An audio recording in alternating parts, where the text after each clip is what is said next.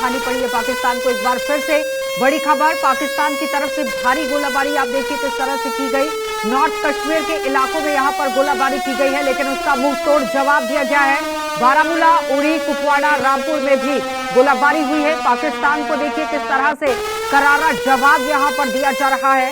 एक का बड़ी खबर आपके सामने, जहां पर पाकिस्तान की तरफ से भारी गोलाबारी की गई है और बॉर्डर बेल्ट को आप देखिए पाकिस्तान किस तरह से निशाना बनाने की कोशिश कर रहा है। लेकिन नॉर्थ कश्मीर के इलाकों की बात करें तो वहां पर भी गोलाबारी हुई है। बारामूला, उड़ी सेक्टर, कुपवाड़ा, रामपुर के अंदर बात की जाए तो वहां पर भी देखिए गोलाबारी किस तरह से यहाँ पर की गई है। लेकिन सबसे बड़ी बात यह है कि S-400 का जो इस्तेमाल किया गया है, तो जाहिर तौर पर पाकिस्तान को मुंह की ही खानी पड़ रही है। JF-17 को उतारा गया, F-16 को उतारा गया, लेकिन उसे नेस्तनाबूद ही किया गया है भारतीय सेना की तरफ से।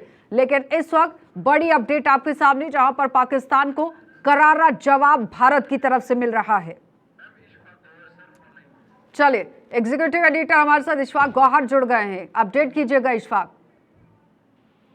देखिए, अभी जब हम लाइन ऑफ कंट्रोल की बात करते हैं तो लाइन ऑफ कंट्रोल में हमारे दो अलग अलग सेक्टर्स इस वक्त हैं। नॉर्थ कश्मीर सेक्टर की जब हम बात करेंगे तो गुलमर्ग वाला सेक्टर, हाजी पीर वाला सेक्टर, और इसी तरीके से जब हम आगे ऊपर कुपवाड़ा वाले सेक्टर की बात करते हैं तो पिछले 1-1.5 घंटे से पाकिस्तान की तरफ से जो हैवी मॉर्टर शेलिंग की जा रही है और डायरेक्टली जिस तरीके से हमने पुंछ में देखा कि रेजिडेंशियल एरियाज को निशाना बनाने की कोशिश की जा रही है, उसी तरीके का माहौल वहां पर भी पैदा करने की कोशिश की गई थी, लेकिन कामयाब वो ज्यादा नहीं हुए हैं। लेकिन इस का जवाब जो है वो फोर्सेस की तरफ से दिया गया है।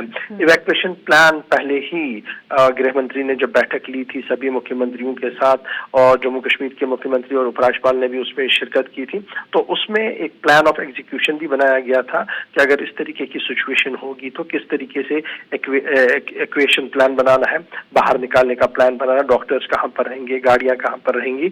और सुबह भी हमने ये बताया था कि किस तरीके से स्टेट एडमिनिस्ट्रेशन ने तमाम प्लान्स रखे थे। उन्हीं प्लानों का सहारा लेते हुए इस वक्त जो लोग थे वहां पर उन्हें बाहर निकाला गया है, सेफर प्लेस पर मूव कर दिया गया। कुछ लोगों के माइनर जख्मी होने की भी खबर आ रही है, लेकिन उसमें अभी तक पूरी कंफर्मेशन नहीं है।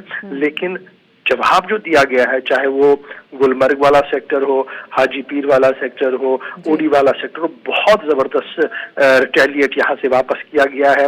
और जो सोशल मीडिया को अगर हम खंगालते हैं तो बहुत सारी चीजें सरहद पार से भी सामने आ रही है कि किस तरीके से वहां पर अफरा तफरी इस वक्त POJK में भी मची हुई है और पाकिस्तानी एस्टेब्लिशमेंट में भी मची हुई है। इस बार जिस तरह से जम्मू के कई इलाकों को टारगेट करने की कोशिश की गई, कश्मीर के कई इलाकों को टारगेट करने की कोशिश की गई, और उसके बाद आपने देखा खबरें पंजाब से भी आई कि कुछ इलाकों को टारगेट करने की कोशिश की गई। चाहे मुंह की ही खानी पड़ रही है, लेकिन उसके बावजूद भी रिहायशी इलाकों को टारगेट करने की कोशिश बार बार पाकिस्तान की तरफ से की जा रही है। क्या एक मैसेज देने की कोशिश हो रही है? क्योंकि पहले ही कह दिया गया कि भारत की तरफ से सिर्फ और सिर्फ आतंकी ठिकानों को ध्वस्त किया गया है, तो ये सबूत के तौर पर क्या समझा जाए? देखिए, भारत सरकार ने जो कार्रवाई की है ऑपरेशन सिंदूर के तहत, वो दुनिया भर को बताया गया कि हमने किन ठिकानों को तबाह किया, वहां पर कौन लोग रहते थे और वहां पर क्या किया जाता था। इसलिए कोई ह्यू एंड क्राई पूरी दुनिया में नहीं है। लेकिन जो कार्रवाई पाकिस्तान ने की है, अभी थोड़ी देर पहले मैं जो अमेरिकन स्टेट है, US सेक्रेटरी स्टेट है, उनका स्टेटमेंट सुन रहा था। उन्होंने अफसोस का इजहार किया है जिस तरीके से पाकिस्तान की तरफ से एयरपोर्टों को, आम नागरिकों को हमला करने की कोशिश की है। उन्होंने कहा कि ये सही नहीं है, इसको डीएस्केलेट करने की जरूरत है। लेकिन पाकिस्तान जिस तरीके से कार्रवाई कर रहा है वो ये साफ लग रहा है कि उनके अज़ाइम क्या है, उनके मंसूबे क्या है और किस तरीके से वो एस्टैब्लिशमेंट, आर्मी एस्टैब्लिशमेंट तो है ही, लेकिन पॉलिटिकल एस्टैब्लिशमेंट जो सिविल एस्टैब्लिशमेंट है उसको निशाना बनाकर एक खौफ, एक दहशत पैदा करने की कोशिश कर रहे हैं।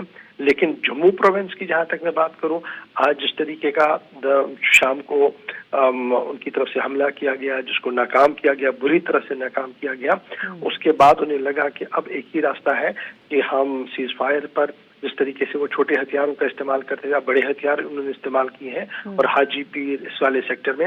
और अभी मेरे पास खबर यह है कि पुंछ वाले सेक्टर में भी, जो पुंछ रजौरी वाला हमारा एरिया है, वहां पर भी दोबारा से बहुत ज्यादा गोलाबारी का सिलसिला शुरू हुआ है, क्योंकि वहां पर भी एस्टैब्लिशमेंट काफी एक्टिव है, जवाब दिया जा रहा है हर एक चीज का। कोशिश दरअसल पाकिस्तान की ये है कि दहशत खौफ पैदा करे जाए, लेकिन मुसलसल वो उसमें नाकाम हुई। जम्मू शहर के लोगों ने जिस तरीके से खुलकर उनके हमले की मजम्मत की है अक्रॉस द जिस तरह पार्टी से पॉलिटिकल लाइन। F-17 को उतारा गया, फिर F-16 को भी उतारा गया, लेकिन उसका भारत ने जो मुंहतोड़ जवाब दिया है S-400 से, आपको नहीं लगता है कि जिस तरह से प्रधानमंत्री ने सीधे शब्दों में ये कहा था कि इस बार तो संकल्प हो गया है आतंकवाद के खात्मे को लेकर, अब उसी तर्ज पर भारत अब बड़ी कार्रवाई करेगा? क्योंकि लाहौर के अंदर भी जिस तरह से मुंहतोड़ जवाब दिया गया, इस्लामाबाद के अंदर भी और बहावलपुर इलाके के अंदर भी, आप देखिए जो हालात इस वक्त वहां पर बने हुए हैं। देखिए, भारत सरकार का पहले दिन से ही ये था। अगर आपको याद होगा कि रक्षा मंत्री ने दिल्ली में एक दिन कहा था कि देखिए अब वो ये भारत नहीं है कि आप कार्रवाई करके निकल जाएंगे और आपको कोई बयान भी नहीं देगा, कोई पूछेगा भी नहीं, अब घर में घुसकर मारा जाएगा। शायद आज से 2 महीने पहले कोई ये सोच भी नहीं सकता था, लेकिन 2 महीने की प्लानिंग जो थी वो एग्जीक्यूट हुई सबसे ज्यादा तब जब 22 पहलगाम का मामला हुआ। उसके बाद तमाम एक्टिवेशन तेजी के साथ आगे बढ़ी और उस प्लान को जो पिछले 3-4 महीनों से चल रहा था उसकी एग्जीक्यूशन करवाई गई। जब पहला एयरफोर्स ने, नेवी ने, आर्मी ने ज्वाइंट ऑपरेशन करते हुए उन ठिकानों को निशाना बनाया दिया।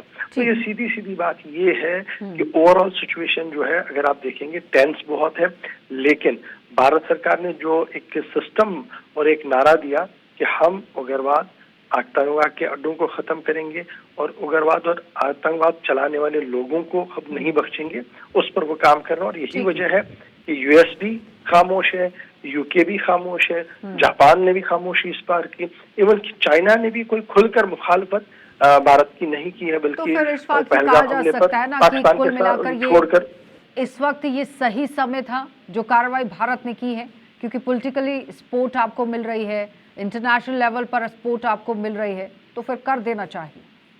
देखिए, ऐसी कार्रवाई के लिए 3 चीजें बड़ी इंपॉर्टेंट होती हैं और तीनों चीजों में प्राइम मिनिस्टर मोदी ने बहुत ज्यादा होमवर्क किया, उसकी टीम ने बहुत ज्यादा होमवर्क किया और नतीजे हमारे सामने हैं।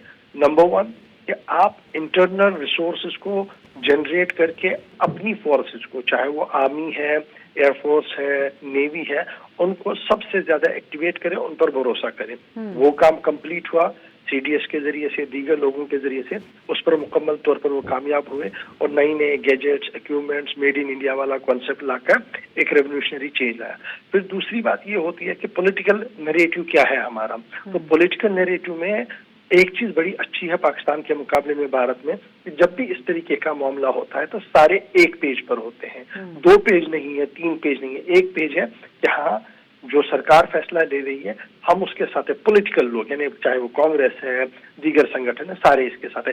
फिर लोग क्या कहते हैं, लोग भी इसके साथ हैं कि नहीं जनाब आतंकवाद का खात्मा होना चाहिए, आतंकवाद को बढ़ावा देने वाले लोगों की सोच खत्म होनी चाहिए, इसलिए हम आपके साथ है। तो ये दूसरा फायदा इस स्टेट गवर्नमेंट या इस गवर्नमेंट को मिला।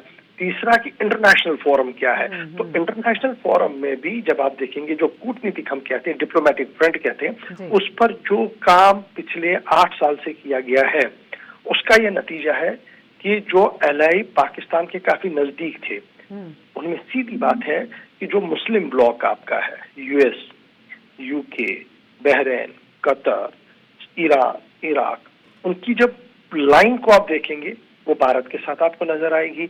उसमें किसी ने भी ये नहीं कहा कि पहलगाम में जो कुछ हुआ चलो जी इसको छोड़ के आगे बढ़, नहीं कहा। पहलगाम में जो कुछ हुआ ये गलत है, निंदनीय है और इसकी कार्रवाई होनी चाहिए। भारत को हक है कि वो इसको रिटेलिएट करके उन लोगों को सजा दे या उन लोगों को ढूंढकर वैसी सजा दे जो कानून कहता है। तो कहीं ना कहीं जो इंटरनेशनल सिनेरियो था वो भी भारत के हक में था और यही वजह है कि भारत की सेना, भारत के लोग, भारत की पॉलिटिकल पार्टियां और पूरा विश्व इस पेज पर था कि आतंकवाद को खत्म करना, और इसी वजह है कि इस तरीके की स्ट्रेटजी अडॉप्ट की गई। ठीक है इशफाक, बहुत बहुत धन्यवाद जुड़ने के लिए। मेरे सीनियर सहयोगी विनोद कुमार भी हमारे साथ जुड़े हुए हैं, वरिष्ठ पत्रकार हैं, काफी तजुर्बा वो रखते हैं। विनोद जी, सीधा आप ही के पास आऊंगी। जिस तरह से